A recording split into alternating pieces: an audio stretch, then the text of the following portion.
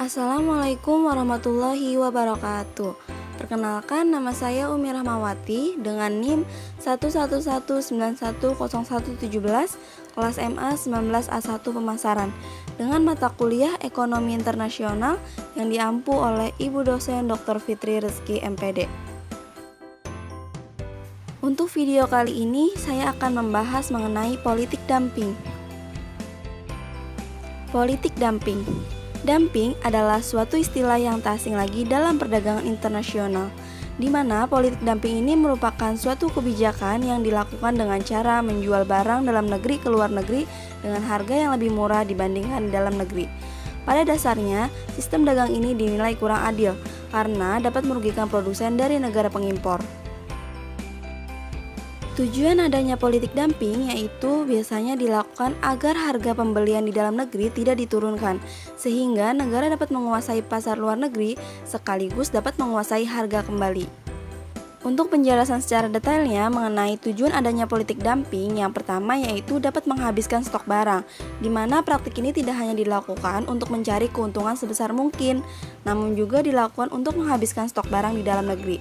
Yang selanjutnya yaitu yang kedua, menyingkirkan usaha pesaing, di mana praktik ini memiliki konotasi yang negatif karena dianggap bentuk persaingan tidak sehat. Dalam hal ini, praktik tersebut oleh beberapa perusahaan ditunjukkan untuk menyingkirkan usaha pesaing atau menjatuhkan kompetitor. Untuk tujuan yang selanjutnya yaitu yang ketiga, memperluas pangsa pasar, di mana tindakan ini juga dijadikan sebagai strategi untuk memperluas pangsa pasar. Jumlah konsumen akan selalu bertambah ketika suatu produk dijual secara murah, sehingga praktik ini sering digunakan untuk menambah jumlah konsumen dan dapat memperluas jangkauan pasarnya. Politik dumping terbagi menjadi beberapa jenis. Untuk yang pertama yaitu dumping sporadis, di mana praktik ini dilakukan dengan tujuan mengatasi masalah kelebihan kapasitas dengan cara menjual kelebihan kapasitas tersebut dengan harga yang lebih murah. Yang kedua yaitu dumping persisten. Praktik ini dilakukan oleh perusahaan dengan menjual produk dengan harga yang lebih rendah secara konsisten. Kegiatan ini membuat konsumen negara pengekspor akan membayar lebih mahal dibandingkan dengan negara pengimpor. Untuk jenis politik dumping yang ketiga yaitu dumping predatoris, di mana praktik ini dilakukan dengan tujuan mematikan industri pesaing, yaitu dengan cara menetapkan harga yang lebih murah dan dapat menyebabkan kerugian bagi perusahaannya sendiri. Setelah perusahaan pesaing berguguran, produk dari perusahaan yang melakukan dumping ini akan menaikkan harga produknya secara perlahan. Di dalam politik dumping terdapat dampak positif.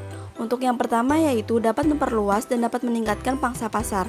Untuk yang kedua, dapat mengajak perusahaan-perusahaan di negara importir untuk berpartisipasi dalam perdagangan yang dilakukan oleh eksportir.